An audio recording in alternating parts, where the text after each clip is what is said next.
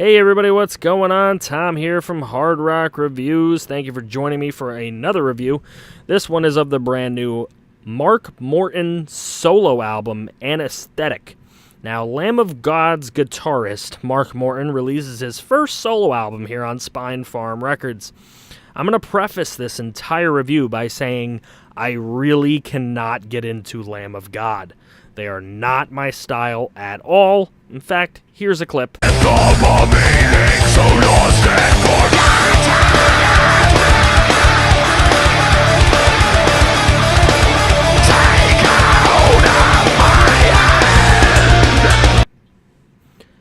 Now, that being said, that isn't to say that I don't respect some of their musicianship. It's really the singer that ends my interest in this band. Honestly, to me, he's worse than nails on a chalkboard. However, Morton got many different vocalists to help him here and try to make a good record. A lot like Slash did with his first album before he brought on Miles Kennedy full-time. Now, what did it do for Mr. Morton? Well, let's take a look. The first track, Cross Off, is a fantastic opening song featuring the late, great Chester Bennington of Linkin Park. This track is a fan-freaking-tastic track. It's what I'd hoped to hear from Chester ever since Meteora, and we never got it. And while it is awesome to hear this, it doesn't take away any sadness. In fact, it adds some sadness on his passing to know that this is the last that we will get to hear from him.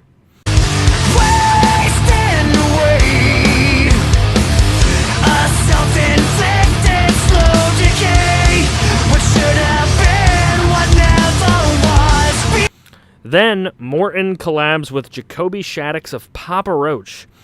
It's another really good track, and better than anything on Papa Roach's latest released, Who Do You Trust?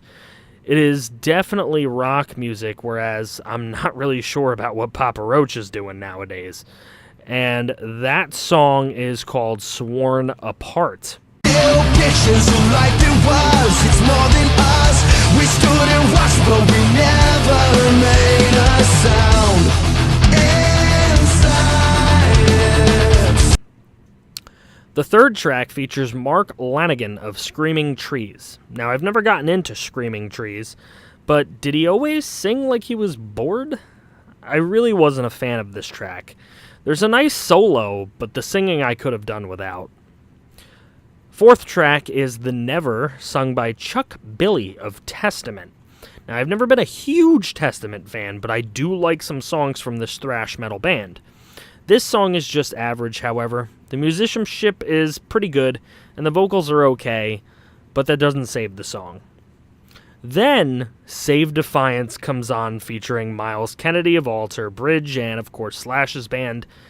And this song does blow me away. I love this song, love the musicianship along with Kennedy's voice. Definitely kind of makes me feel like I'm listening to a little bit of Alter Bridge, which is never a bad thing.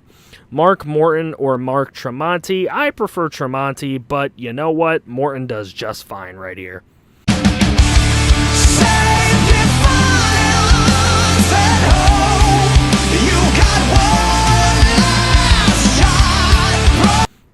Blur features Mark Morales from Sons of Texas.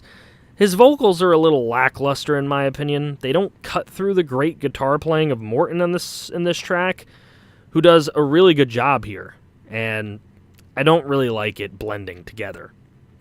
Josh Todd of Buckcherry comes in for Back from the Dead. While I do like some Buckcherry songs, I've never been an enormous fan of Josh Todd's vocal style, but he catches my ear here a bit. He's still a little bit whiny and straining in the chorus to where he doesn't really have the chops, but not really to the degree that he is in his own band, and the verses here are done really well by him. Naima Z. Maddox is featured on Reveal. She's a prog rock artist from Philadelphia that recorded all her demos in her West Philadelphia apartment. It's nice to see Morton give her a shout here and give her a shot. Her vocals are fine, and the song's a nice change of pace for the record, but the guitar playing is on a bit of a break here, as we have to wait until the last minute for the track to really get a little bit rowdy. Morton tries his own hand at vocals on track 9, Imaginary Days. He doesn't have the most powerful voice in the world, but he does a decent enough job on the track, and I respect his hand at the clean vocals. The riff used is decent as well while he is singing. And for the final track in this 10-track record, Morton brings back his old buddy Randy Blythe, the singer of Lamb of God, that I really cannot stand, and Alyssa white-gluz, who is the lead vocalist now of Arch Enemy, a Swedish melodic death metal band. I remember her as founding member of the Agonist, which is a band I saw once live. This song is 100% the song that Lamb of God fans were waiting for throughout this entire record, and it was the one song that I was dreading.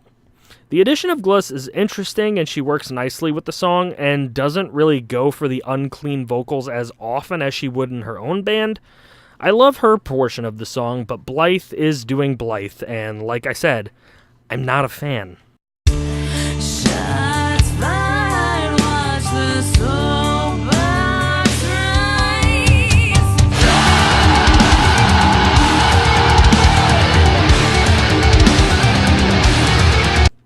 Overall, Morton has a lot to like here, and some not so good. Definitely Cross Off, Sworn Apart, and Save Defiance are very good to add to your Spotify playlists. You can totally avoid Axis for sure, and I avoid The Truth is Dead. If you're like me and you don't like Lamb of God, then definitely avoid that one. But if you're a Lamb of God fan, and most of you that would be listening to this review probably are, considering he's the guitarist of Lamb of God, then you'll love this track.